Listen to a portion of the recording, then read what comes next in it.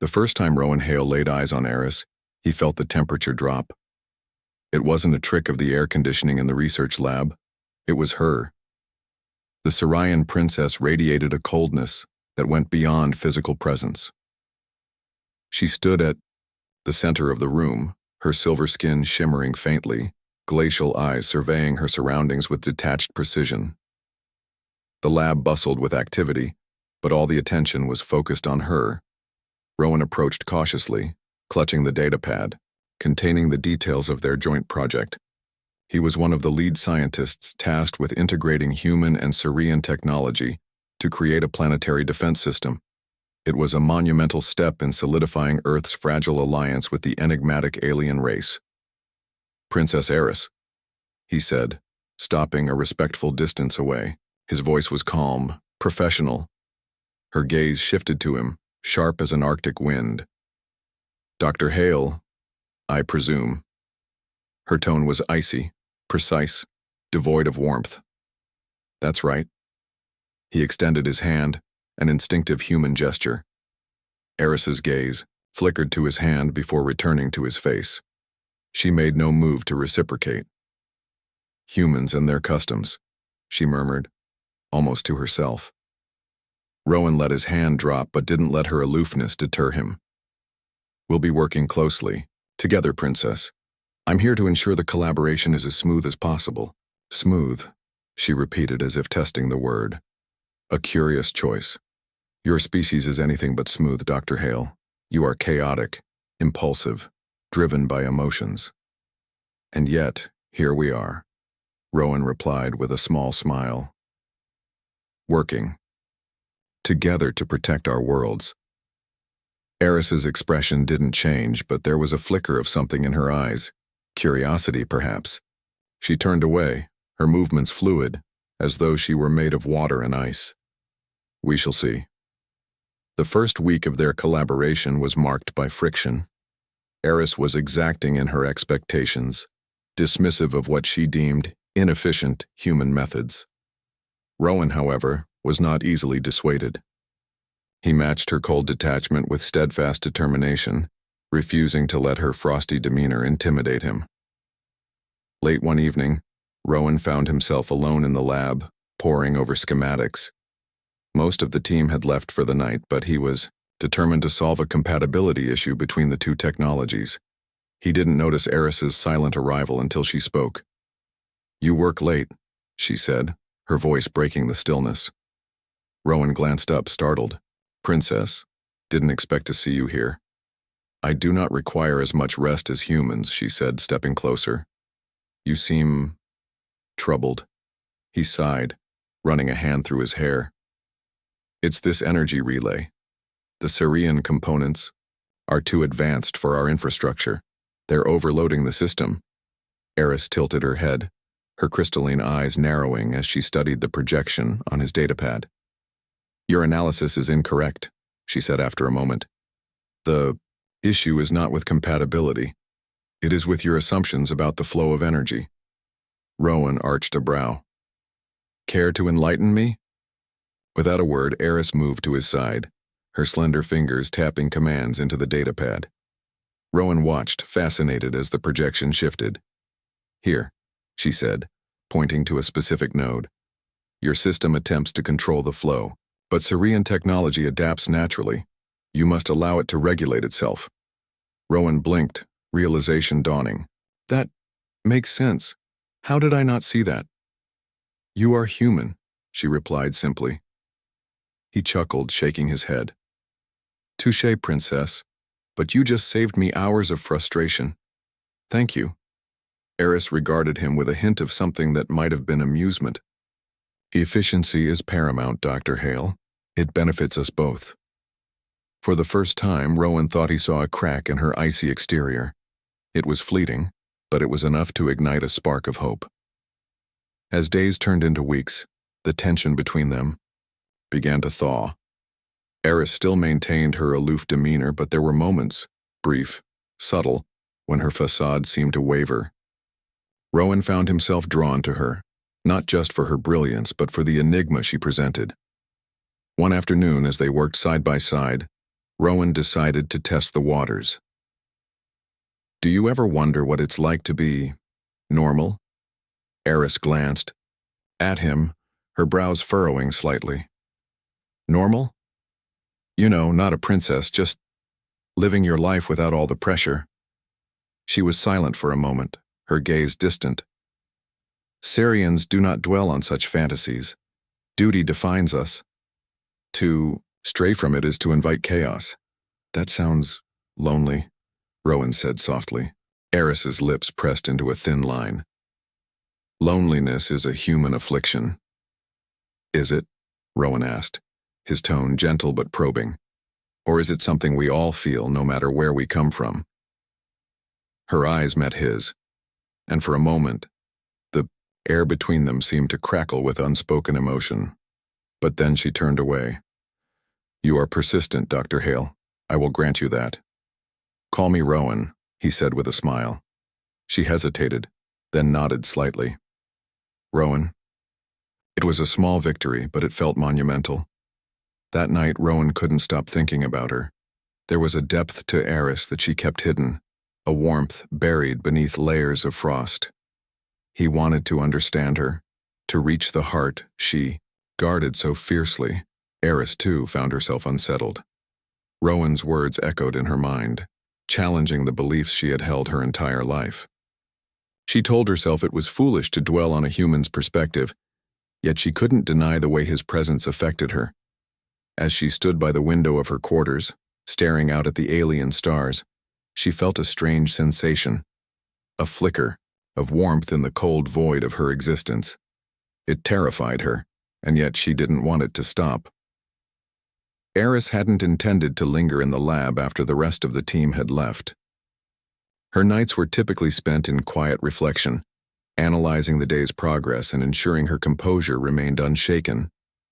Yet, she found herself drawn back to the softly lit room, where the faint hum of machines accompanied the sight of Rowan Hale hunched over a console, his face illuminated by the glow of the screen. You are here late again, she said, her voice cutting through the stillness. Rowan glanced up, his expression softening as he saw her. Could say the same for you. What brings you by, Princess? Eryss approached, her movements fluid, almost ethereal. Curiosity, your persistence is unusual. Rowan leaned back in his chair, stretching. Persistence is kind of a human thing. We don't give up easily, especially when something matters. And this project matters to you? He nodded, his dark eyes serious. It's more than just work. It's about protecting what we love, what we've built.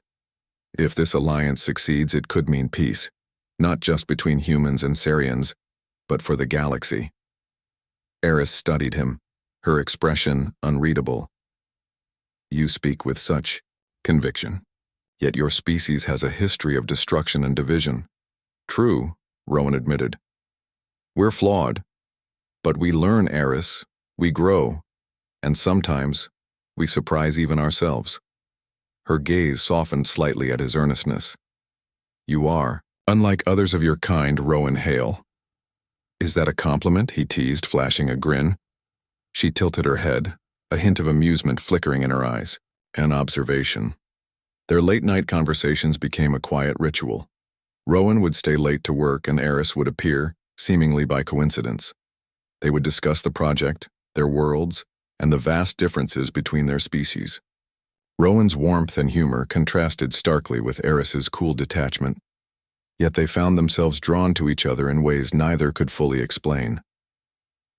One evening, Rowan brought something with him, a small, unassuming object wrapped in cloth. What is that?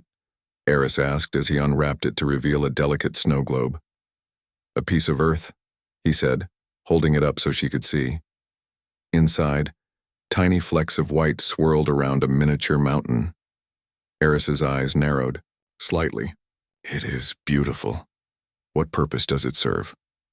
Rowan smiled. It's just something we humans do. Capture moments, memories. This one reminds me of my childhood winters. Snowball fights, building forts, simpler times. She reached out tentatively, her slender fingers brushing against the globe. For a moment her expression softened, and Rowan could see the woman beneath the icy exterior. "I have never seen snow," she admitted quietly. "You'd like it," Rowan said, his voice warm. "There's something magical about it. Peaceful." Eryss looked up at him, her glacial blue eyes meeting his. "Peace is fleeting, Rowan, even for my people." "It doesn't have to be," he said softly. "Sometimes you just have to fight for it." Her lips parted slightly as if she wanted to respond, but no words came. She placed the snow globe back on the table and turned away. "You are an optimist," she said, her voice tinged with something almost wistful. "Maybe," Rowan replied. "But I think we need a little optimism right now." The alliance between Earth and the Seryans was not without its challenges. Tensions ran high as both sides struggled to bridge the gap between their vastly different cultures. Eryss felt the weight of her people's expectations pressing down on her. She was meant to be an ambassador, a symbol of unity, yet she often felt like an outsider in both worlds. Rowan was her only constant. His unwavering determination and quiet humor grounded her in ways she didn't fully understand. He treated her not as a princess but as a person, challenging her to think beyond the rigid confines of her upbringing. One afternoon, Rowan invited her to accompany him outside the lab. "I want to show you something," he said, his excitement infectious. Eryss hesitated but eventually nodded.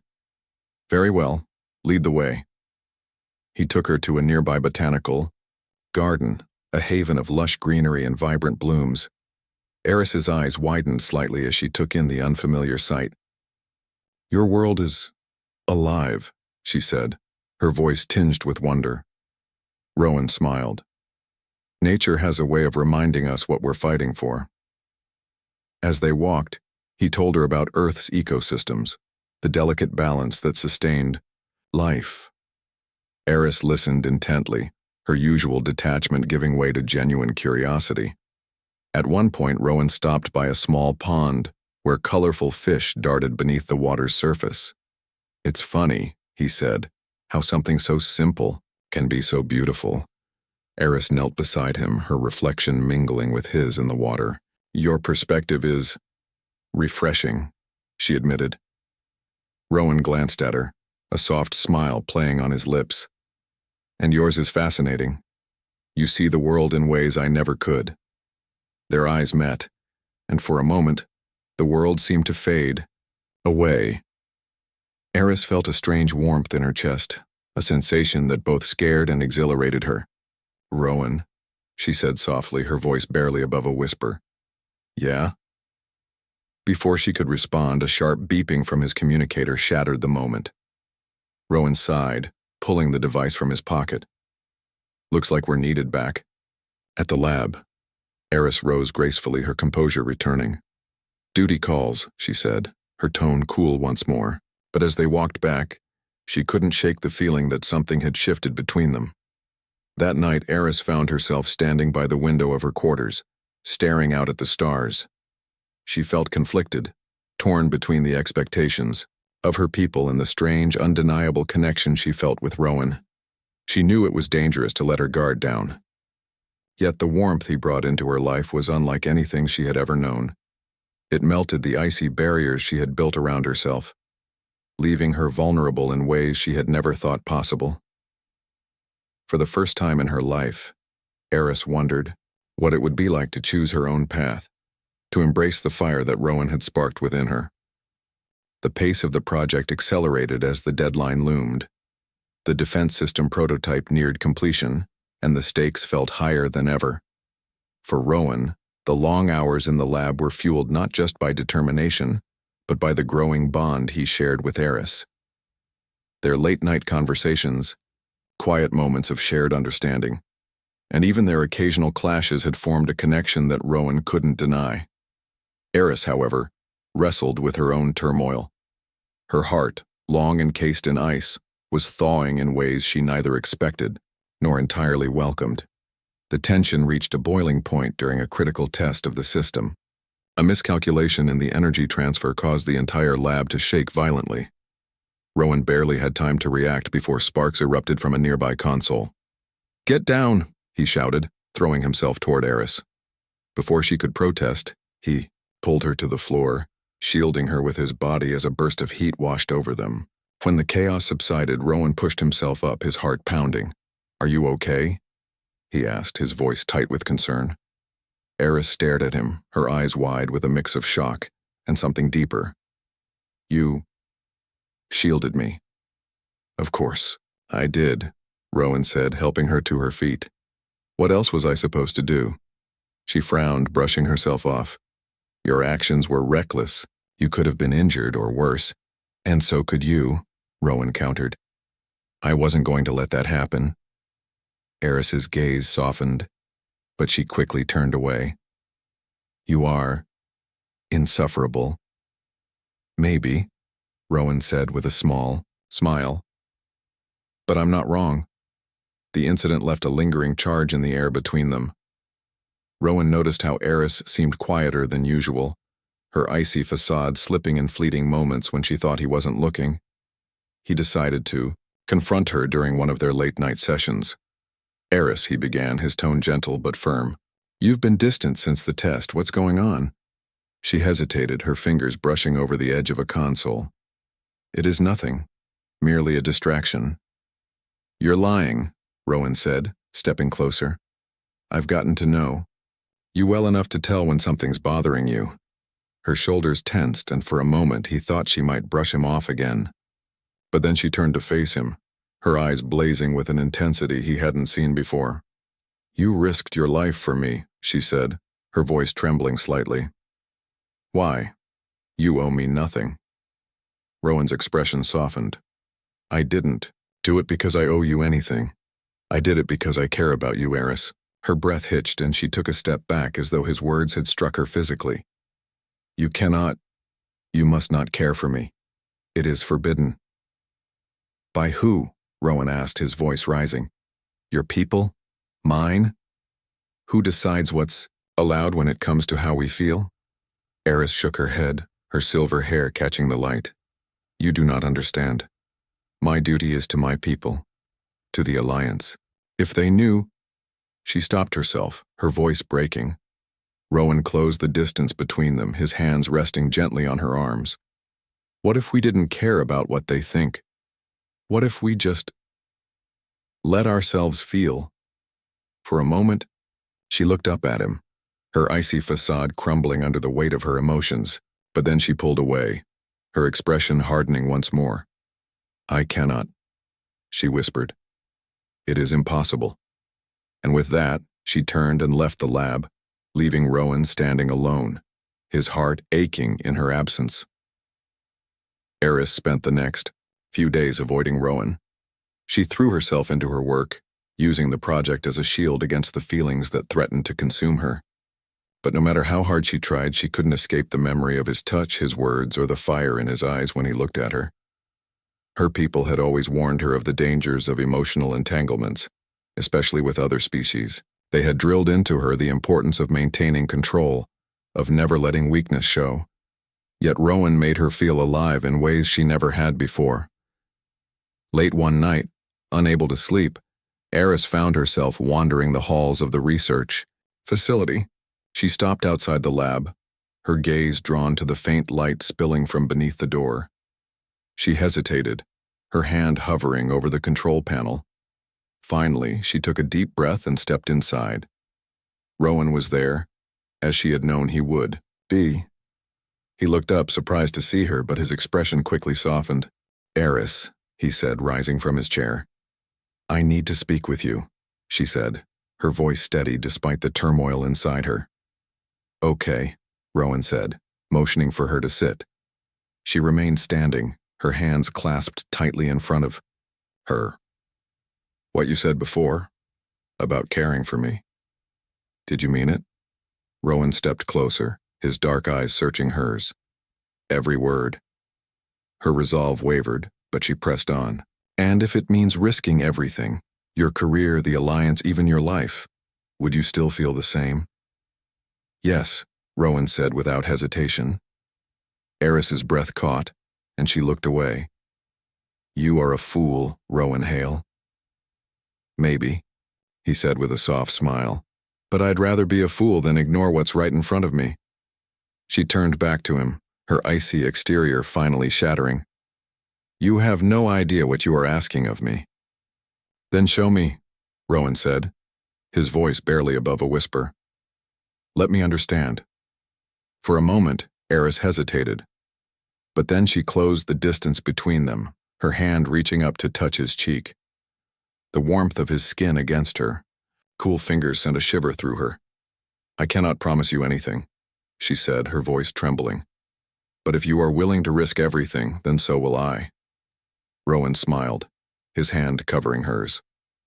That's all I need to hear, and as their lips met in a tentative but electrifying kiss, Eryss felt the last of her walls crumble, leaving her vulnerable, but undeniably alive. The days that followed were a whirlwind. The connection between Eryss and Rowan deepened, but so did the weight of their forbidden love. What had started as a tentative bond had evolved into something stronger, something that neither of them could ignore. Yet the world around them continued its relentless march forward, unbothered by the storm brewing in their hearts. Rowan could sense the shift in Eryss. She had become more distant, more withdrawn, her usual icy composure faltering as the truth of their relationship began to take its toll. The pressures of their respective roles, the fears of discovery, and the looming responsibility of their people hung over them like a shadow that neither could escape. But Rowan refused to let go. He couldn't, and neither could Eryss, though she had yet to fully admit it. One evening, as they worked late in the lab, the tension between them became almost palpable. Eryss was quiet, lost in her thoughts, while Rowan fidgeted, unable to concentrate on anything but the distance growing between them. Eryss, he began, his voice tentative but firm. We can't keep doing this, keeping things locked away. If we're going to make this work, we need to stop hiding from the truth. She turned to him, her expression unreadable. I'm not hiding, Rowan. I am simply protecting both of us. You don't get it, he replied, frustration creeping into his tone. Protecting us means being honest with each other. You're not the only one who has everything to lose. Her eyes flashed with a mix of hurt and defiance. You think I don't know that? You think I don't know what's at stake? I know you do, Rowan said, his voice softening. But you can't carry the weight of the galaxy alone. I'm with you, Eryss. Whatever happens, we'll face it together. She looked at him for a long moment, her gaze softening just slightly. I cannot be what you want me to be. I cannot be who you need me to be. Not here. Not now. Why? Rowan asked, stepping closer, his voice low and filled with emotion. What are you so afraid of, Eryss, that we'll lose everything? Or that you'll lose yourself in this? Her breath hitched, her walls beginning to crumble. Both. Rowan reached out, taking her hands in his. I don't want to change you. I want to be with you, Eryss. That's all. You don't have to carry the world on your shoulders. Let me help. She closed her eyes, her icy exterior faltering. You don't understand. I am not like you. I have a duty that goes beyond us, beyond anything personal. My people will never accept this. They will never accept me, not if they know what I feel for you. And what if we don't let them decide? Rowan asked, his voice growing more intense. What if we make our own choices? What if we let ourselves love, without worrying about who might disapprove? Eryss's gaze locked with his, her heart racing as she considered his words. It was a dangerous thought, a dangerous proposition, yet in the depth of his eyes, she saw nothing but sincerity. The days after the discovery were filled with chaos. Eryss and Rowan had known the consequences would be severe, but neither had prepared for the full force of the storm that followed. The alliance between humans and Seryians was already fragile, and the revelation of their forbidden relationship sent shockwaves through both sides. Eryss was summoned to the Seryian Council, where the ancient laws of her people demanded her punishment. The whispers of betrayal echoed in her ears, and the weight of her title pressed heavily on her shoulders. But despite the storm brewing inside her, there was one constant thought. Rowan. They had always known there would be a price to pay. The question was no longer whether they would be torn apart, but whether they could fight to stay together. The council chamber was grand, as imposing as the rules that governed the Seryian people. Eryss stood before the council, her heart racing. Beside her, Rowan stood steadfast, his presence a silent promise that no matter the consequences, he would face them with her.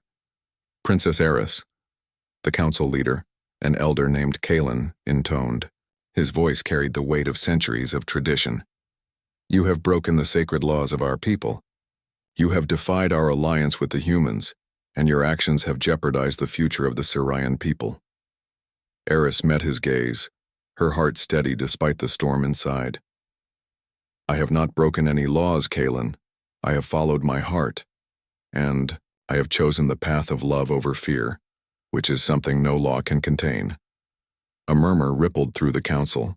The room was filled with ancient faces, their expressions a mix of anger, disbelief, and, though she dared not hope, curiosity.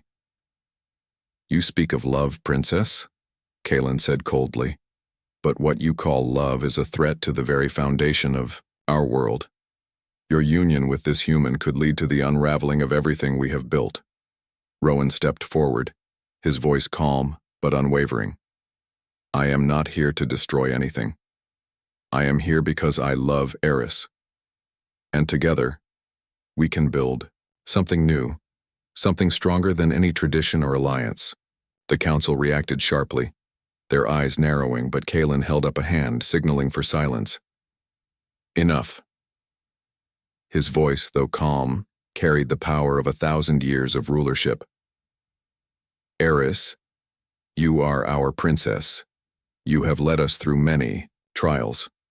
But your relationship with this human could lead to disaster. You are our future, and yet you have chosen to defy everything we stand for. Eryss stood tall, her heart pounding, but her resolve unwavering. I am not asking you to accept me or Rowan. I am asking you to understand that love, true love, transcends borders, species, and laws. I have spent my entire life following the rules, obeying every order. But I will not live a life devoid of love. I will not choose duty over happiness. A long silence followed. Eryss could feel the weight of the council's scrutiny, but she did not falter. Finally, Kaelin spoke, his voice lower but tinged with something unexpected, something like understanding. We have seen the way you have changed, Princess. Your heart, once as cold as the stars, now burns with a passion that we cannot ignore. And your human, he has shown courage, compassion, and strength.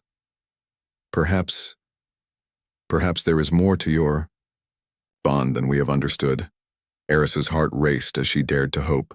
Kaelin continued, but the laws are not easily broken. If you are to be with him, there must be sacrifice.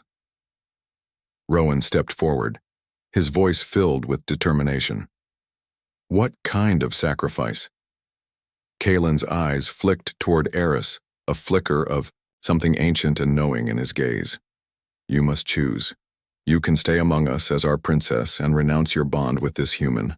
Or you can leave us, choosing him over your title, over your people. The decision will be yours alone.